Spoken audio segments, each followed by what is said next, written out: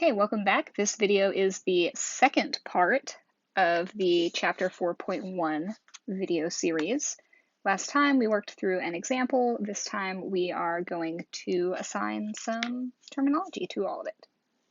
So we saw that one of the things we were interested in finding was, where are the highs and lows? What are the local maximums and local minimums? So those are vocab words for us.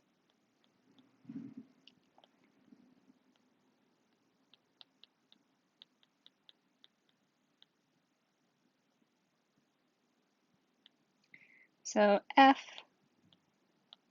has a local minimum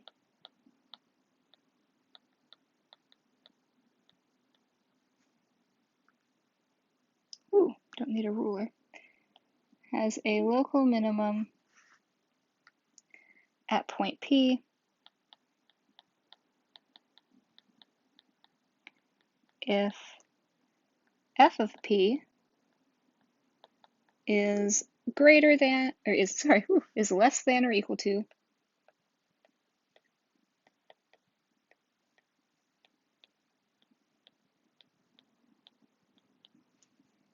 the values of F for points near P. So locally, f of P is the smallest thing around.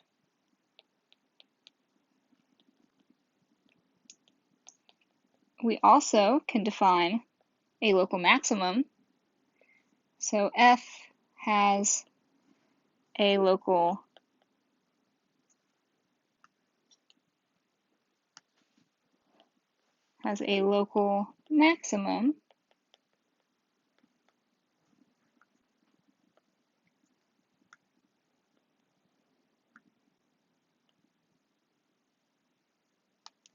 maximum at P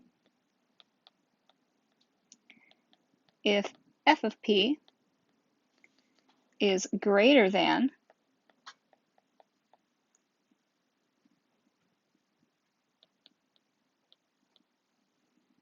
or equal to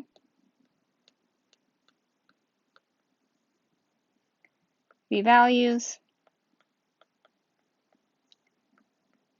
of F for points near P. And we are using the term local because we're only talking about what happens near P. There is such a thing as a global minimum and a global maximum. We'll discuss that later, but for now we're just focusing on what happens locally. So in our example,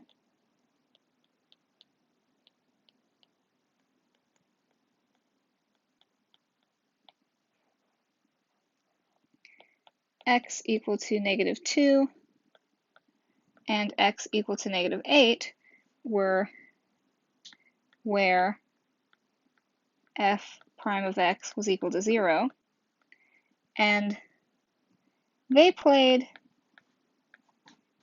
a key role in leading us to the local min and max.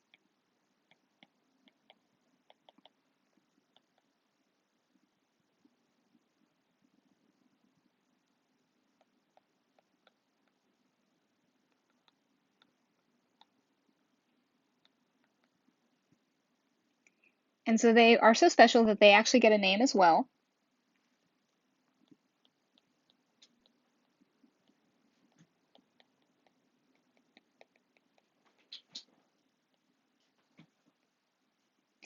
So for any function f,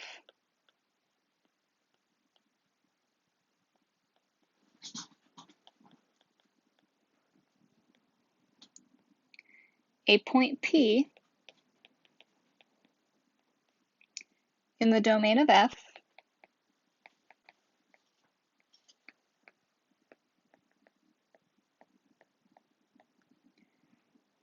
where f prime of P is equal to 0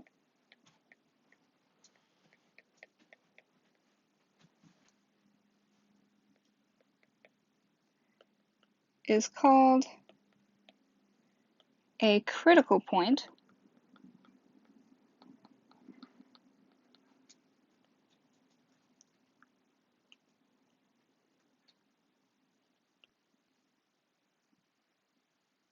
of the function.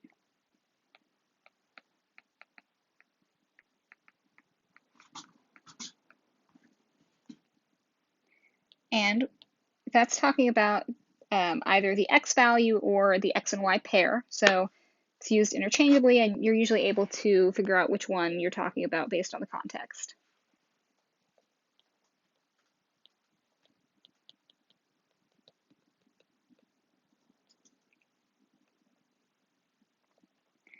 A critical value of f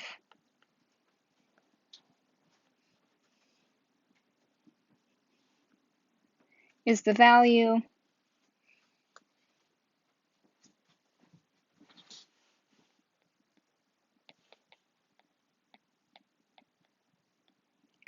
f of p at a critical point p.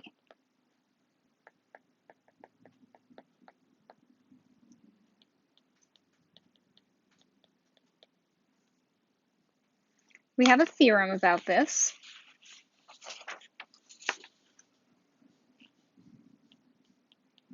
So theorem 4.1. And it doesn't have a name, it's just theorem 4.1. Suppose f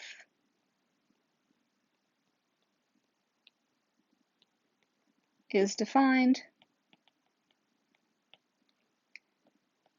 on an interval and has a local maximum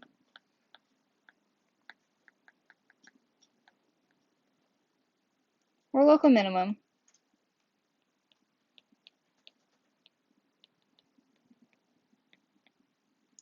at the point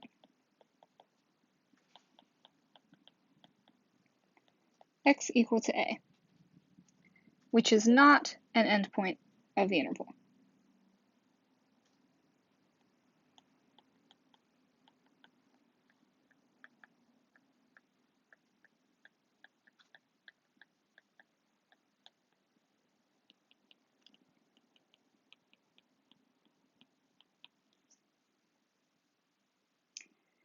If f is differentiable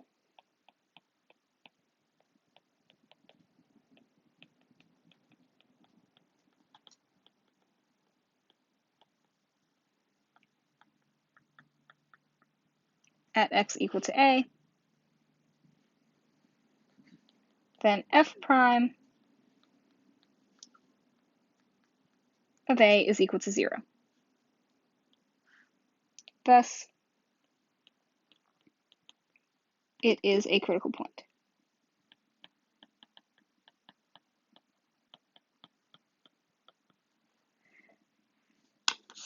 So this theorem tells us that all local maxes and mins, which aren't endpoints, are critical points. So that's what it tells us. It's also worth noting what it doesn't tell us, so a little warning.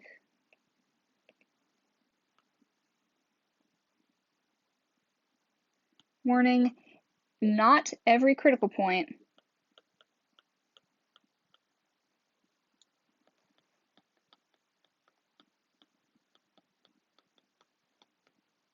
is a local min or max.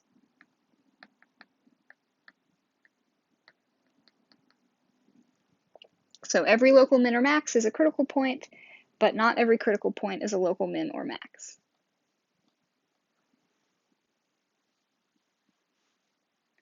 We can see an example of this.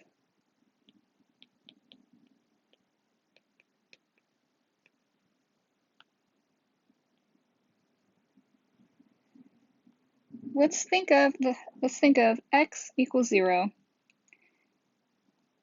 and f of x equal to x cubed. f prime of x is 3x squared. F prime of 0 is 0.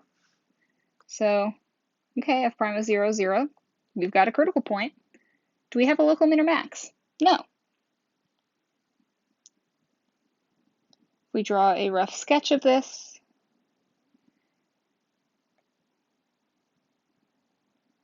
this is f of x equal to x cubed. So we see at 0, we do not have a max or a min. So this is an example where that happens.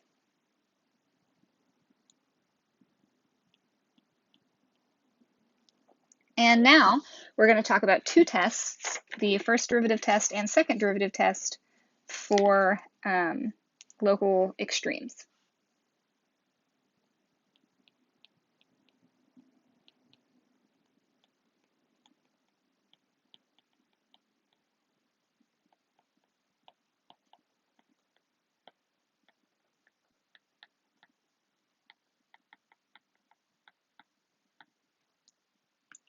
Local extrema is another word for local min and local max. It just means something extreme is going on at that point.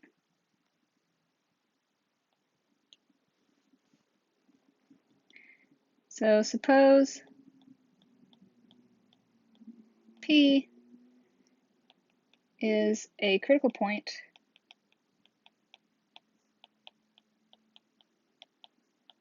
of a continuous function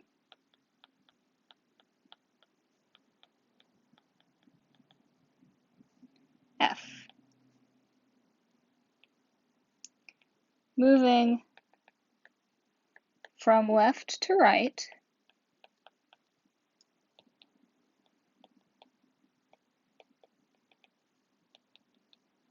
if f prime changes from negative to positive,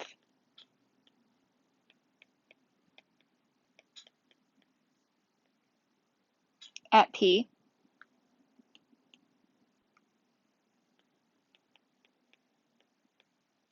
then we have a local min.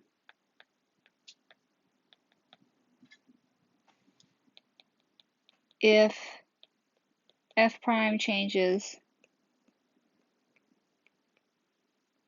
from positive to negative at P, we have a local max. So this is our first derivative test for extremes. There's also a second derivative test.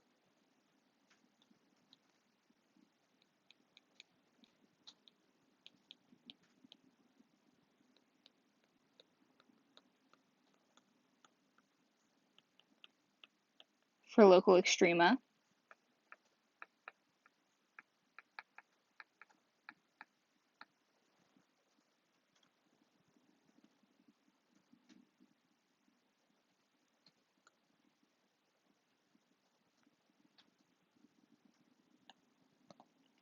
This tells us if f prime of P is equal to 0 and f double prime of P is greater than 0, f has a local min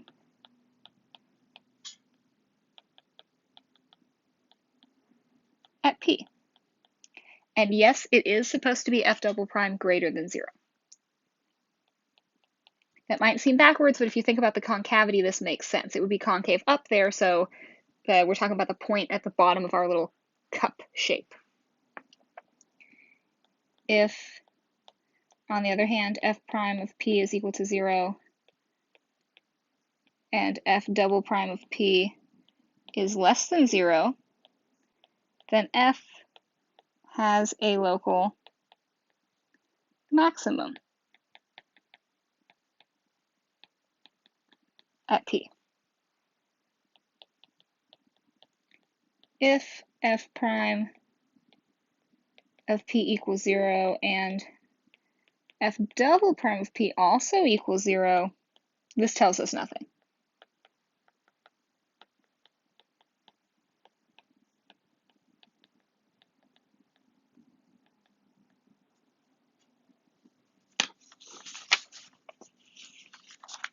So points where the slope change get special names, right? So those are critical points. What about points where the concavity changes? Turns out they get a special name as well.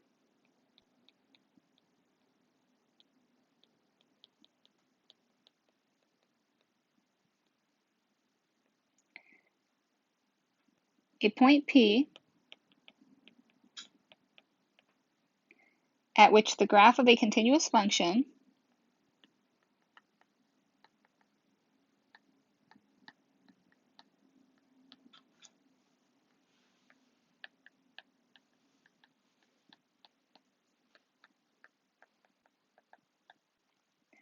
f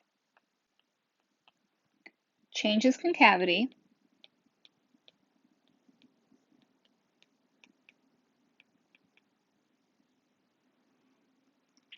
is called an inflection point.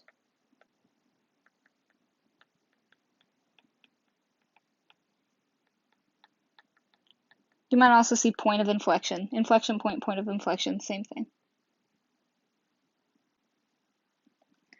So that's enough for us now. We've learned a lot here in this section, so we'll go ahead and end here for now.